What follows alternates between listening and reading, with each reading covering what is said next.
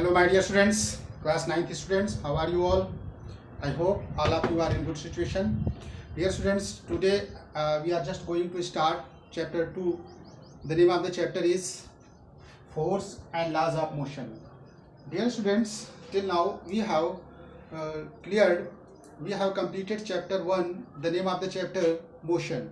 And this chapters will explain about the force and laws of motion.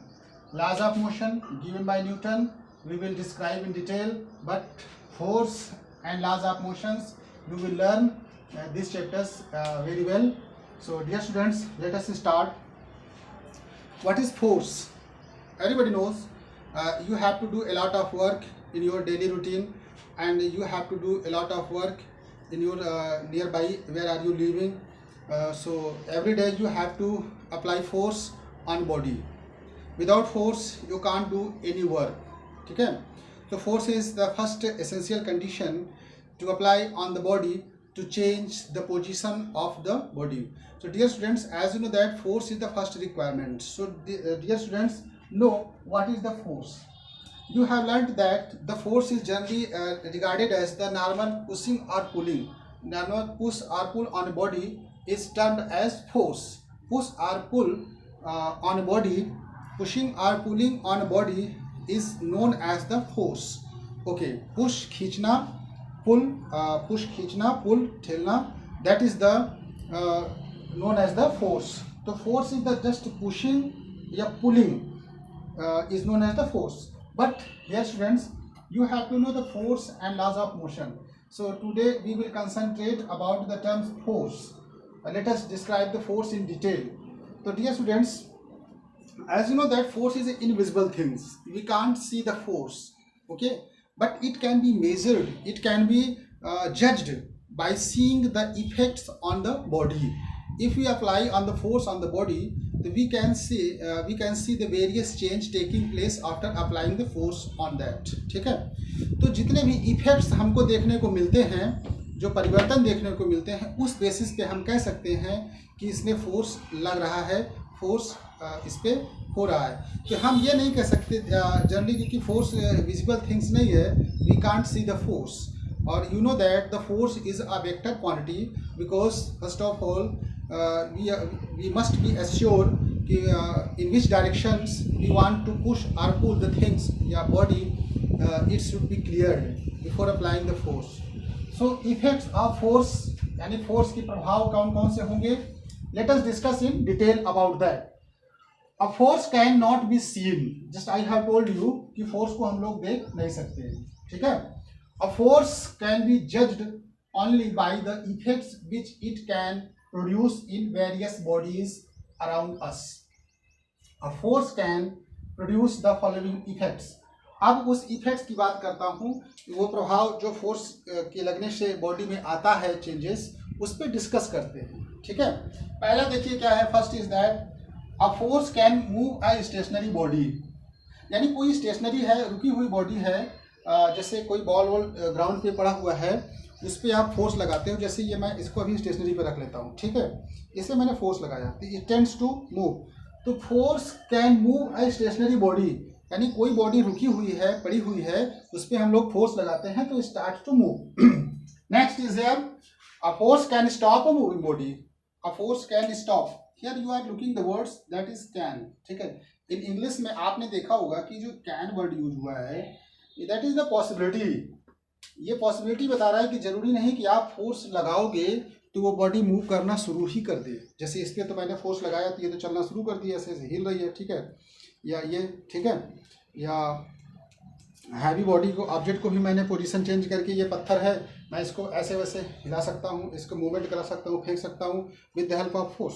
But if there is a truck, ठीक है, lying on the ground road, and if you have to apply the force on that, then you will feel difficultly, you have to face a lot of difficulties in pushing or pulling the huge truck lying on the road. So you can't, here is a force can move. can मतलब कर भी सकती, नहीं भी कर सकती. there is a uncertainty, ठीक है, या नहीं कर सकती तो करने का प्रयास करेगी. tends to move. टेंस एक वर्ड आता है, टेंस.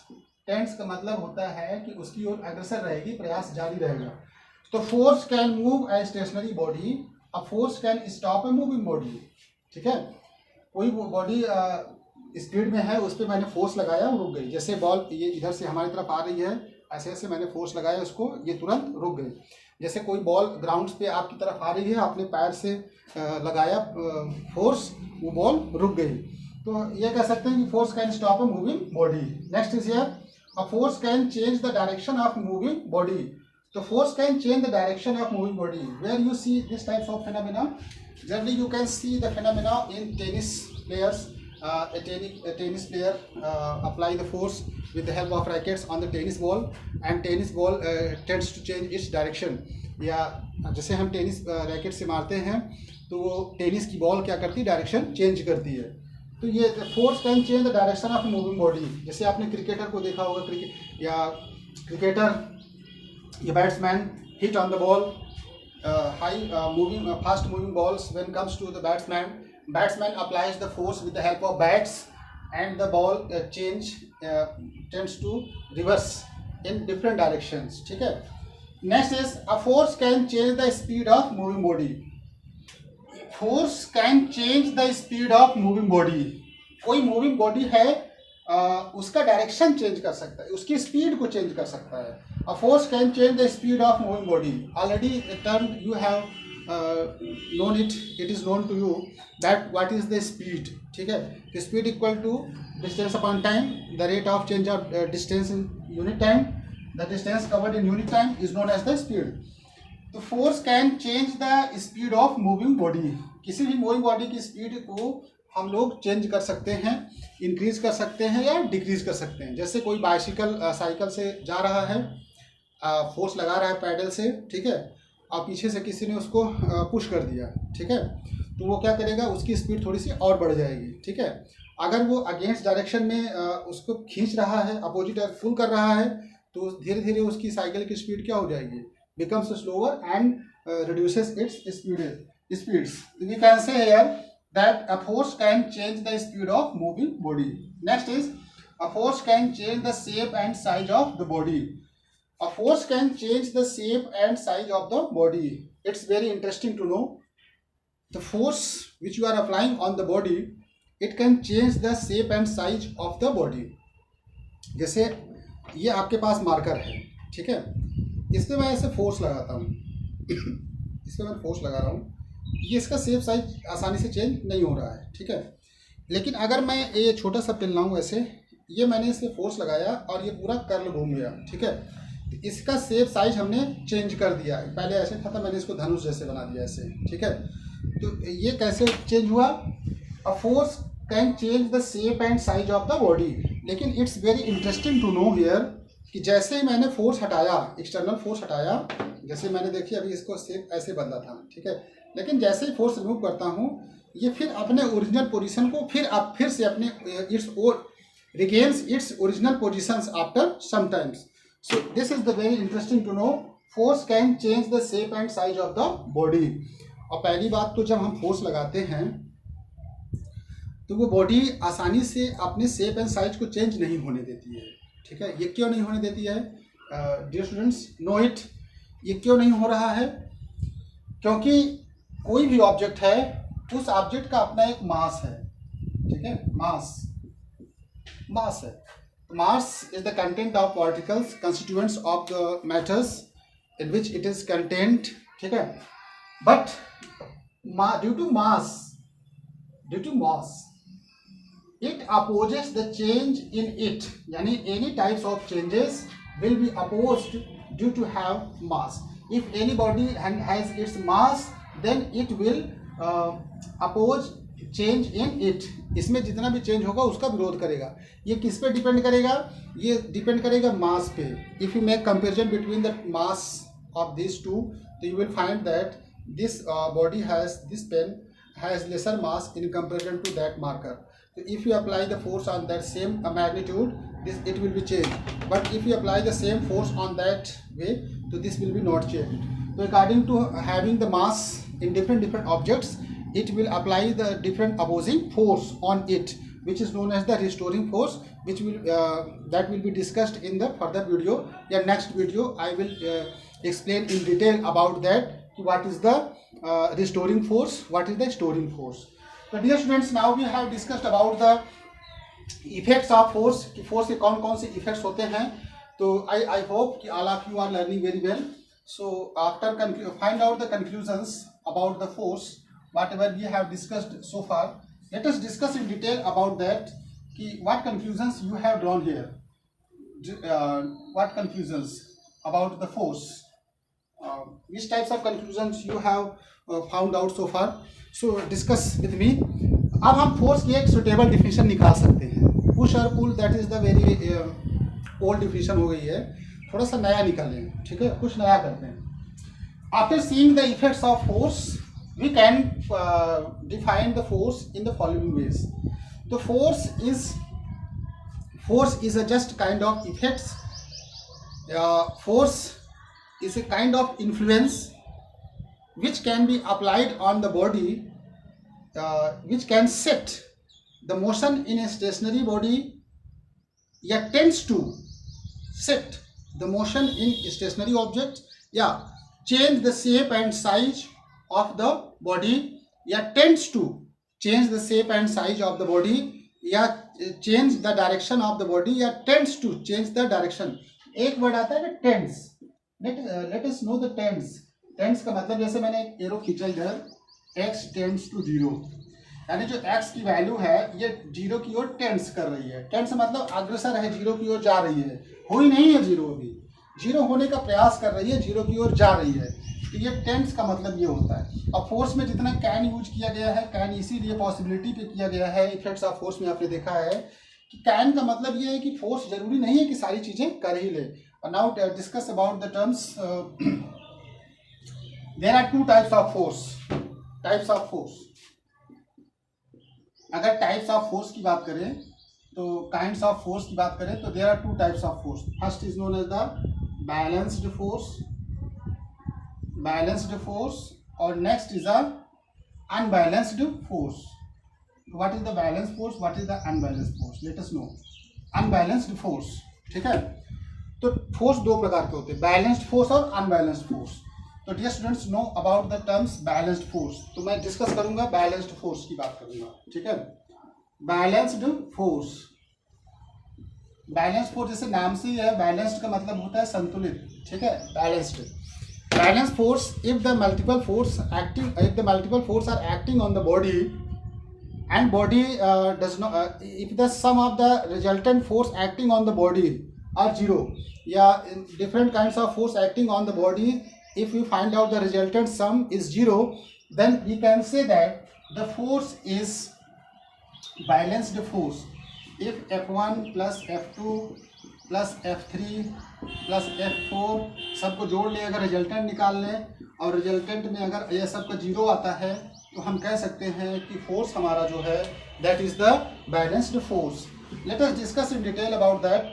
अगर मान लो लकड़ी का एक हैवी वुड पड़ा हुआ है ऐसे बॉक्स में यहाँ पे जमीन पे, और हम इसमें फोर्स लगा रहे हैं. ये हम फोर्स लगा रहे हैं पुश इधर से, और इधर से फ्रिक्शनल फोर्स लगेगा. Frictional force which opposes the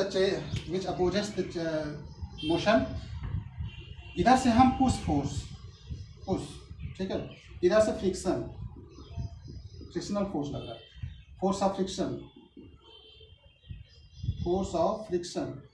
और इधर से आपका लग रहा है रिएक्शन फोर्स, ठीक है. और इधर नीचे लग रही है ग्रेविटी mg, ठीक है. ग्रेविटी वेट के कारण लग रही है, तो ग्रेविटी इधर लग रही है ग्रेविटी.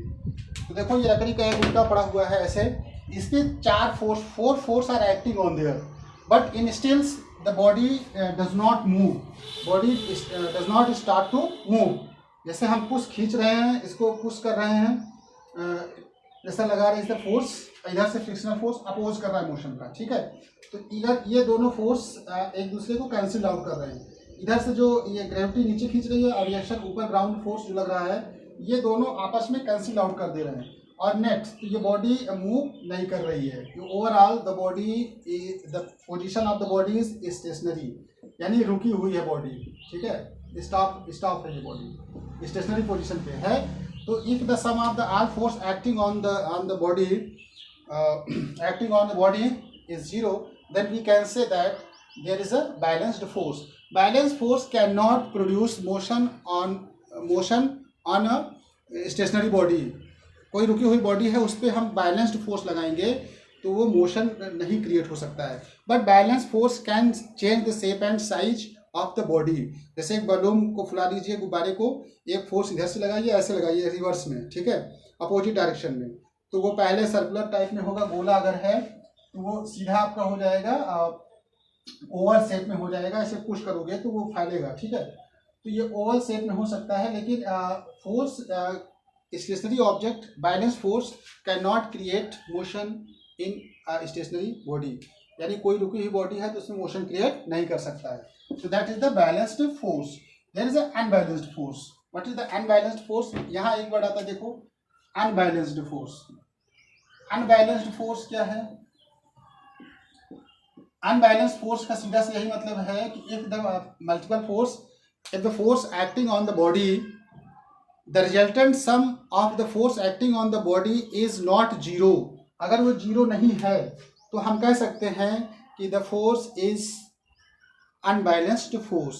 और unbalanced force can create the motion on stationary body, या which can change the speed, या which can change the direction, but it can change the shape and size also. तो unbalanced force जैसे F1 plus F2 multiple force plus F3 plus F4, ये does not equal to zero. Zero के बराबर नहीं है, यानी resultant zero के बराबर नहीं है. रिजल्टेंट का मतलब होता है परिणामी, ठीक है, परिणामी बल. ये रिजल्टेंट का मतलब है कि टोटल सम निकालें, रिजल्टेंट वैल्यू, मैग्नीट्यूड, ठीक है. तो ये टोटल जो सम हम निकाल रहे हैं वो जीरो नहीं आ रहा है. इसी केस में अगर हम इसको अप्लाई करें, let us apply in the same way to understand the balance force. जैसे एक कार खड़ी है, ठीक है, if there is a car, if there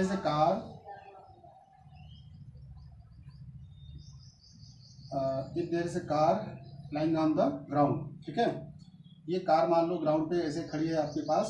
इधर से हम फोर्स लगा रहे हैं, ठीक है, इसको पुश कर रहे हैं. इधर से फ्रिक्शनल फोर्स लग रहा है. The gravity will be same here g, mg, और here will be reaction force and there is a frictional force.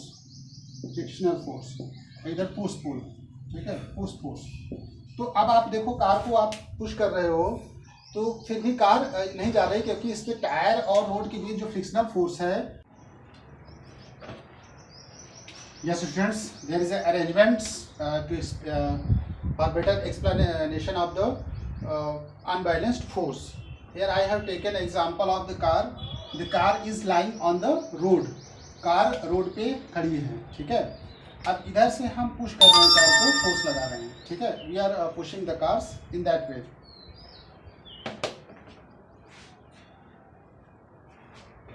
Okay, you are pushing the car in that way, and in the against the, as you know that there is a frictional force which opposes the motion. यानी जो motion का विरोध करे वो frictional force लग रहा है. तो टायर और रोड के बीच जो फ्रिक्शनल फोर्स लग रहा है, इन दोनों टायरों के बीच, टायर्स और रोड के बीच जो फ्रिक्शनल फोर्स लग रहा है, अपोजिट योर पुशिंग फोर्स, ठीक है. तो अगर ये frictional force is greater than applying your force in the form of push, then